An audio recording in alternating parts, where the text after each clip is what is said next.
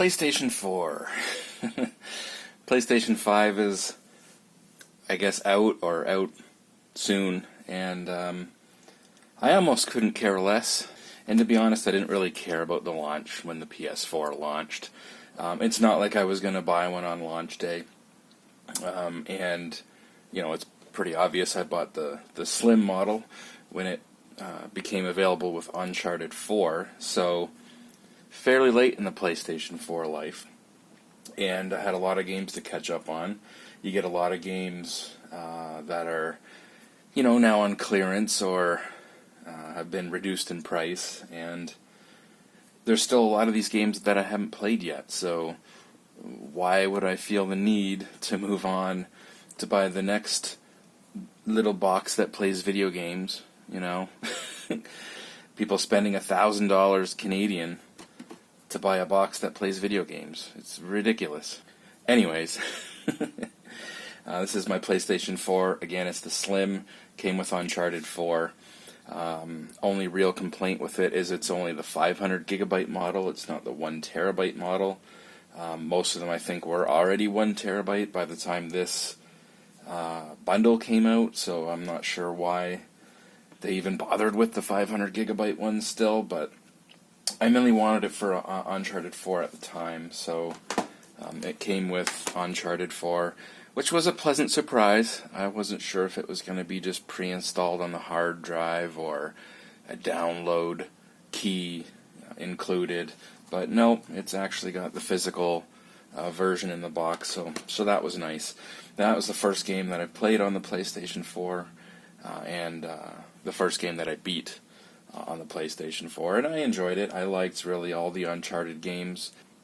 So yeah, obviously came with the plain Jane black controller, and then I bought this one I think right around the same time. So basically when I got the PS4, I bought this as the second controller. I thought it looked really cool at the time. I still do. This is one of my favorite, if not my favorite, PlayStation 4 controllers. I just love the green camo on there. And then this one I really had no need for, but again, I just thought it looks really cool. They were on sale, and I was like, what the heck? I'm going to buy a third one just as a backup, and I think it looks pretty cool. Kind of reminds me of PlayStation 1, I guess, with the light gray there, but just the fact that it's clear. It's a little different. But yeah, so those are basically my two controllers, and then my wife uses this one. My wife and I split on the PlayStation 4, and I bought that controller. So yeah, I'll just go through the games here, I guess.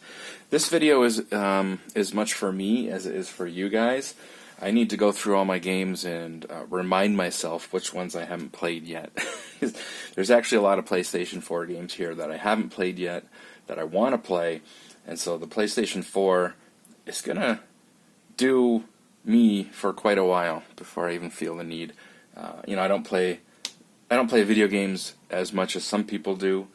I play a lot of them on PC anyways, so you know, games like Doom and Wolfenstein, fast-paced first-person shooters, I'm going to play those on PC.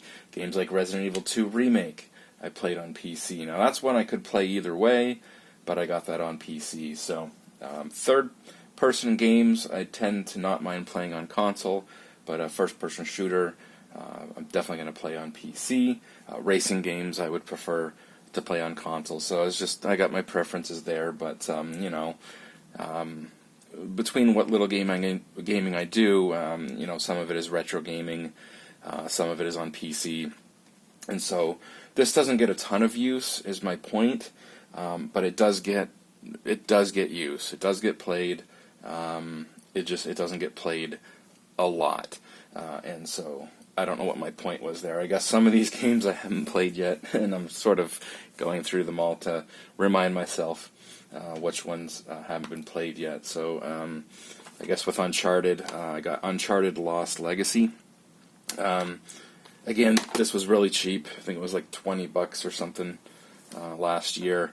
And again, I like the Uncharted games. I heard that this was pretty good. It came out after Uncharted 4, obviously, so it's, you know, the basic of the Uncharted 4 engine, just with a different storyline. And so, yeah, you play like kind of side quests, I think, that take place around the same time as Uncharted 4, I think. But yeah, I haven't played this one yet. Definitely will. So again, there's one right there I gotta play. Witcher 3. not even opened. This is still sealed.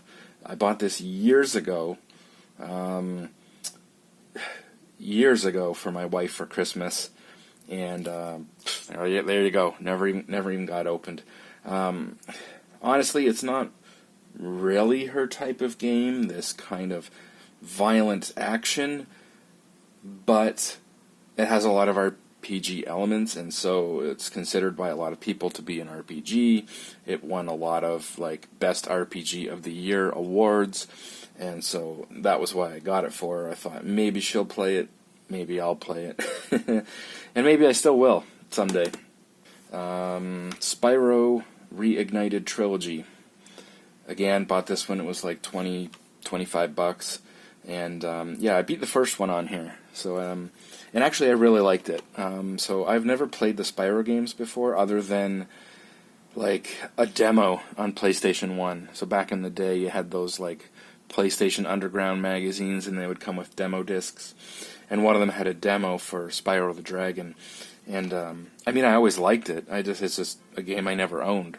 So I had played the demo, but I'd actually never played the full game. So yeah, I beat the first one on here, and I really liked it. So I probably will play the other ones eventually. But you know, after playing the first one and beating it, I thought, okay, that's enough for now. not that it was bad or anything. Again, it was great. But Spider-Man. I got this from my wife for Christmas, around the time it came out, actually. Awesome game, you know, awesome graphics, awesome controls, you know, lots of power-ups and stuff. You can get different weapons. Really liked it, but didn't beat it. I got about 60% through it, and then just for some reason stopped playing it, which, honestly, this is what happens with me sometimes. If I keep playing it, it's fine, but if I stop playing it for too long, I feel like if I were to continue where I left off now, I feel like I'd have to relearn all the controls all over again, and relearn how the upgrade system works, and maybe I'll just start over. It is a good game, and I probably will play it more. Again, it's just, do I start over at this point? Do I continue 60% of the way through, kind of forgetting what's happened up to that point, having to relearn the controls again at 60% of the way through, or do I just start over eventually? I probably will just start over eventually. It is a really good game, and that was a Christmas present. So another one I need to play more. Shenmue, I guess we'll start. Shenmue 1 and 2, and Shenmue 3. Beat all three of these on the PS4. So I had beat Shenmue 1 on the Dreamcast, many, many years ago.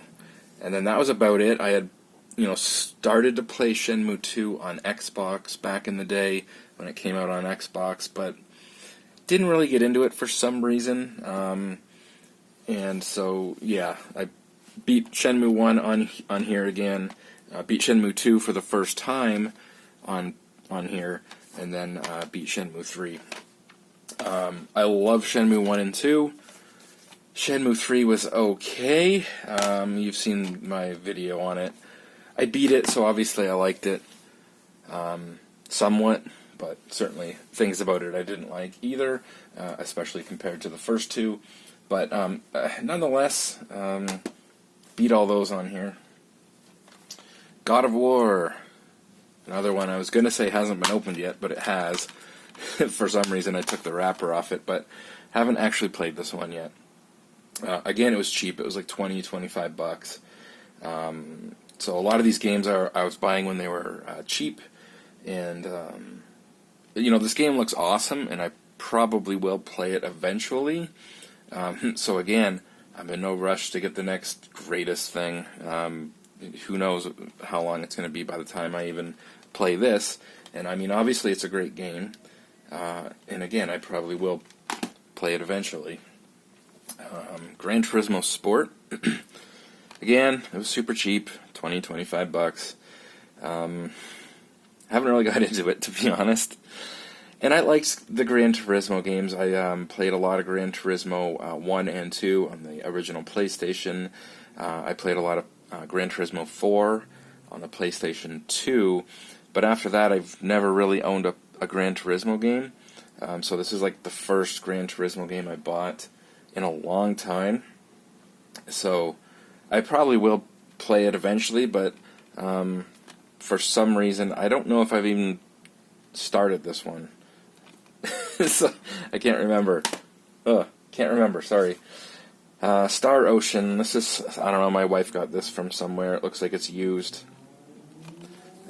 I don't think she's played that one yet. World of Final Fantasy. Again, this one's one my wife got. Looks, again, used. Don't think she's played it. Final Fantasy 15. Definitely played this one. Again, this is my wife's. My wife is into the JRPGs, right? So, Final Fantasy 15, she beat that on here. So that's probably the most use this thing's got, honestly, is her playing Final Fantasy 15 on here. Secret of Mana, that's obviously another one of my wife's. She didn't like it, unfortunately. She started to play it, didn't really get into it. She wasn't nostalgic for it, like she had never played the Super Nintendo version. And she has played like Final Fantasy 3, and she's played Chrono Trigger. She's played a few of those Super Nintendo RPGs, JRPGs, and mostly on PlayStation 1 and PlayStation 2 when they got like released or remastered. But yeah, this one she didn't really seem to get into. This one she did, as a Final Fantasy X and X2 HD remastered. She's beaten these games, I guess, PS2 when these came out, and she bought the remastered on PS3, and then for some reason, honestly, I'm not really sure why, she bought the remaster on PS4, and I even mentioned it, like, there's not really much difference between, this on the PS3 versus the PS4, but whatever, she likes her Final Fantasy games, so. Dragon Quest Heroes. I think someone gave this one to her. Not sure if she's played it. She never really played the Dragon Quest games. She's played like all the Final Fantasy games, from PlayStation 2, PlayStation 3, Final Fantasy 12, and she played through like almost all the main Final Fantasy games, but never really got into Dragon's Quest for some reason. Crash Bandicoot Insane Trilogy. I bought this one again, $25. Honestly, not a huge Crash Bandicoot fan. I played the demo on PlayStation back in the day, but it's not like I owned any of them back in the day. So I picked this up, and I like playing them. I haven't beaten any of them. I might. I'll probably go back and play the first one at least a little bit more, but they're good games, don't get me wrong. Red Dead Redemption 2. On paper, this is a game that I probably will like. I like westerns. I like the guns of the time. The idea of a big open world game. You can ride your horse through this big realistic world. Everything on paper about this I like. I just don't know if I'm going to get into it. The controls are very awkward. Is it just me, or are the controls in this awkward? Like the way you have to make your horse run, I found very confusing. It also takes up a lot of hard drive space. And again, I'm on a system with a 500 gigabyte hard drive, so like this game takes up more than 1/5 of the whole hard drive. So, yeah, I think I had to uninstall it because we needed to play one of the Final Fantasy games or something we had to install. And that's an issue with having the 500 gig, obviously. It's not a lot of space, and so maybe at the end we'll talk about that. Ratchet and Clank. Again, another one I bought, 25 bucks, and I liked this one. I played it a bit, but honestly didn't beat it. Looks amazing. The reviews for this when it came out, the lighting and the renderings engine, with the way the object per object motion blur works. It's a gorgeous looking game, and they basically said, it looks like you're playing a pre-rendered movie, and it's true. It's a really good looking game. I've just never really been into Ratchet and Clank games. I didn't own a PlayStation 2 really during its lifespan. I bought a GameCube and to play Resident Evil 0 and Resident Evil Remake, Resident Evil 0, Resident Evil 4. I played all those games on GameCube originally. I bought a GameCube because I knew Resident Evil 4 was coming out on it and Resident Evil Remake. So I had a GameCube during that era, not a PlayStation 2. I didn't get a PlayStation 2 until Gran Turismo 4 came out, and then I basically just got it for Gran Turismo 4. So there's a lot of like the Ratchet and Clank and those platformers on the PlayStation 2 that I just never got into. Persona 5, obviously that's the wife's. I don't think she's played it. I don't even remember when she bought that. Again, someone might have given that to her. I don't remember. The Last of Us Remastered, obviously I love this game. Beat this game originally on PS3, and then I got a PS4 and picked this up used, 20 bucks I think, years ago, a couple of years ago, well, several years ago I picked this up used. Anyways, beat it on PS4 again, so I love this game. Beat it on PS3 and on PS4. If you haven't played this game, definitely pick up the remastered. It's super cheap now. You can get it new probably for 20 bucks. And an outstanding game. One of my favorite games on the PS3 and PS4. Ace Combat 7. Again, bought this one cheap. I think it was like 30 bucks. So it was a little more expensive than like the $25 I've been paying for some of the cheaper ones when they went on like clearance or on sale. But this was like 30 bucks, but it was fairly new still, so it just dropped pretty quickly. I actually really like this game. I like jets and fighter jets and stuff like that, and this was like a really good mix between like it's arcade-like, but still somewhat realistic. The graphics are absolutely gorgeous. All the planes in it are real, but it's a little bit arcade-like in your loadout and, the amount of damage you can take to try and make it a fun, action-paced game. It's got like a made-up storyline, so it's made-up countries fighting a war, but yet all the jets are real. You've got jets from all over the world that you would know are in this. So it's just they're made-up countries. Kingdom Hearts 3? I think I bought that for my wife for Christmas or her birthday or something. I don't think she's ever played it. I don't think she's really gotten into the Kingdom Hearts games. I think she played one of them on PlayStation 2. And last but not least here we got Ni no Kuni 2. Guess what? Still sealed. Again, bought this for my wife for either her birthday or Christmas. And never been opened. She probably will play this one eventually. She beat Ni no Kuni on PlayStation 3, and I actually really enjoyed watching her play that game. The graphics were amazing. It's cel-shaded, but it's got outstanding music. Ni no Kuni on PlayStation 3 was an absolutely awesome game. Just to watch her play it.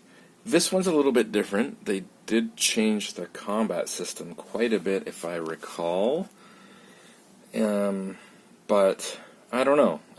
If you played the first one and you liked it, what did you think of this one? I don't know if it's as beloved as the first one is. I don't know. I don't remember what reviews were saying or anything. I just remember buying this one. Basically bought this one when it came out. So I think she will play it. I really do. And again, so that's another game, you know, between Ni no Kuni 2, Persona 5 is probably going to get played.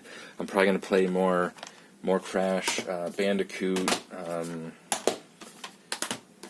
God of War. Obviously that, you know, I've only heard amazing things about that game, so I will probably try to get into that one. Will I try to get into this one again? I don't know. Again, on paper, I love, you know, everything about this game, but we'll see.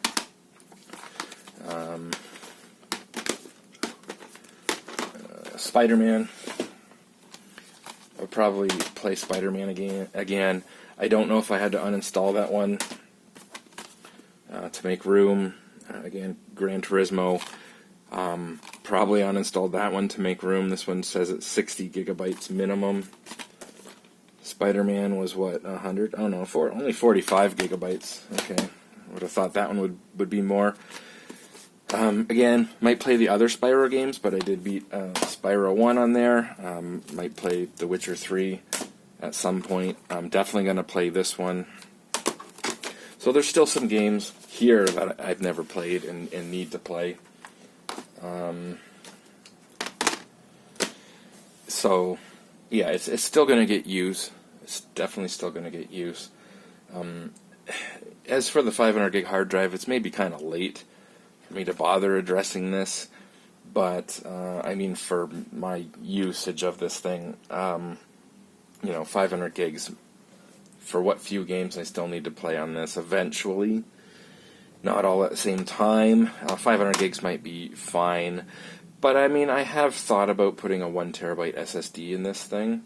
SSDs are so cheap now. I've seen the Kingstons on sale for about $129 Canadian, and the Western Digitals are usually like $135 Canadian when they're on sale. That's under $100 US for a 1 terabyte solid state drive. They really are basically dirt cheap. So it's not really a factor of the cost. I mean, that's nothing. And the time it would take to, you know, figure out how to do the clone or whatever to get everything transferred over. I think with the PlayStation, they make it fairly easy. I don't think it's too complicated. It's probably just a matter of, and I have one, like a little external 2.5-inch SATA to USB external enclosure. You could put either the hard drive or the SSD in and plug it in USB. I'm sure it's fairly simple to do. So why haven't I? I don't know. It's just like, do I bother at this point? I might. Just, it's a win-win. I mean, really, this, again, 500 gigabytes isn't a lot of space when some of these games take up 100 gigabytes.